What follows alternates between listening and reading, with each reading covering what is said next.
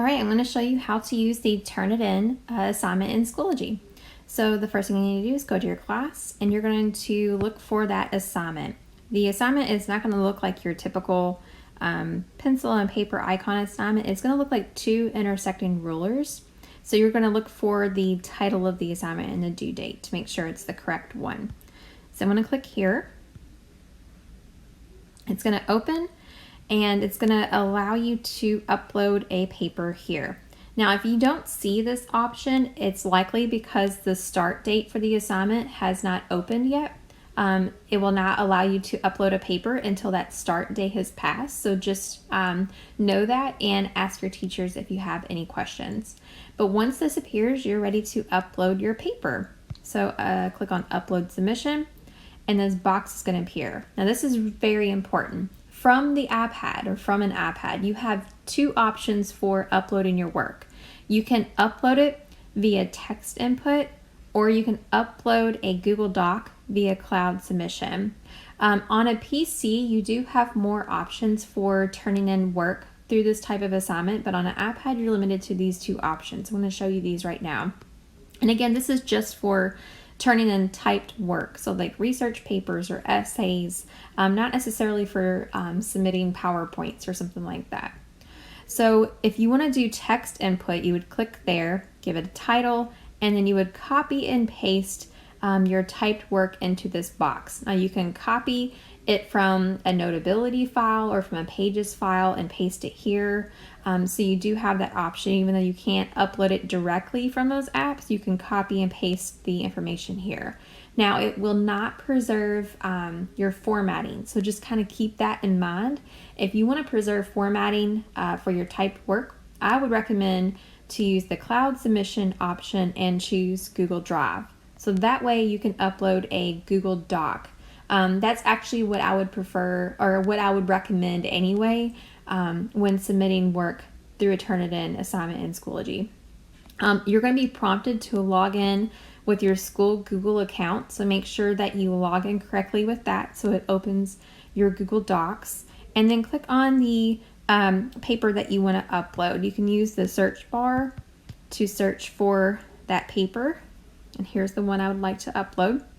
It's going to give you a preview of that work to make sure that it's the correct file that you want to upload. So this is the correct file. It gives you a word count. You can click on preview to see the entire document. If it's correct, click on submit to Turnitin. And if you receive this message, then you are good to go. Your paper has been submitted, and now it is running it against Turnitin's database for similarity report and for your ETS grade reader. Similarity report is the result of comparison between the text of your submission against the search target selected for the assignment.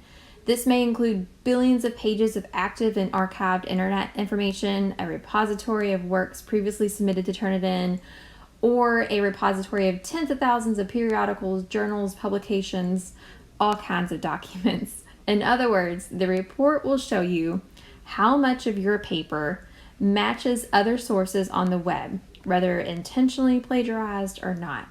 And I'll share more information about the similarity report here in a second. It is also checking your paper against any errors with spelling, grammar, mechanics, style, and it'll show you those errors as well, and even teach you what to do next time to avoid that mistake. So that's what is happening here. Now, my paper is uploaded, and I can even click here to see it if I want. Now notice I'm not seeing anything for grade or similarity yet. It's because the feedback release date has not passed for this assignment yet. And what that means is that you won't be able to see this report or your grade until that date has passed, which is usually the due date, but your teacher does have the ability to make that date different. So after that date passes, you'll be able to see your report, and you'll be able to see your grade and any feedback that your teacher has left you. But until then, it'll appear like this. But at least you'll know that it is uploaded correctly because it shows here and you have a timestamp. All right, so this is what it looks like once that release date has passed and you're able to view your grade and the similarity report. Now, what you're seeing here for the similarity report is a color code and a percentage. What this is saying is that 60% of the paper that I uploaded matches one or more sources in the Turnitin.com database, which is probably not good. Even if it's all direct quotes, that means too much of my paper is, quotes. I need more information aside for just quotes. Or I just copied and pasted information to my paper, and now it's 60% of my paper is that. So we'll talk more about this here in a second. I'm going to open this up here in a second and show you this. If you see an eyeball with a line through it, that means that your teacher has not granted you the ability to view your report. So if you see that, that's why that's there. And if you have any questions, just ask your teacher. So going back to this, green is good. That means that a small percentage of your paper matched other sources to Turnitin's databases. So maybe like some quotes or some paraphrased information that you had. But that's okay and that's ideal because you are going to have some matches in a research paper or essay. Now, if any other matches above green or a higher percentage will need to be reviewed by your teacher on an individual basis. So this will definitely need to be reviewed by the teacher to see what exactly is going on here. Again, copying a text word for word and the use of quotes will both match and they'll both be shown in this report. The use of the content is what needs to be considered. This report just helps you and your teacher decipher that info. Once your teacher has graded your work and provided feedback, you'll be able to click on the grade icon here to view that as well. So let's go ahead and do that. I'm going to show you what that looks like. What is nice about this is it's color coded, so you can see exactly what is what in here. So I'm going to zoom in a little bit. It's kind of funky when I zoom in. Here we go. Okay, so anything in blue are grade marks by your teacher. So these are things that your teacher has added as comments or things that you need to do or consider or fix possibly. And you can see those by hovering your mouse over it. You can click on them and it'll give you more information. So anything in blue are your teacher marks or feedback. The red is your similarity report. So I'm going to click on 60 right here. That was 60% of my paper, and it's showing right here that my paper, the 60% of my paper matched this source, and it even tells me specifically where in that source my information matched or came from.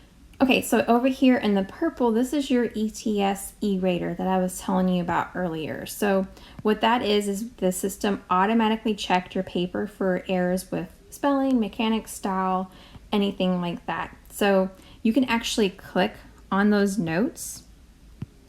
Sorry, when I zoom in, it does this. I'm going to click on the notes, and it tells you specifically what is meant by that note. And it'll even give you hints about how to fix that for the next time so you don't run into those same errors later. So that's a really nice feature. Make sure that you read that feedback. You want to see your overall grade. It's up here, and that's basically it for viewing your feedback. One last thing from the teacher side, he or she can see if you have viewed your graded work in feedback.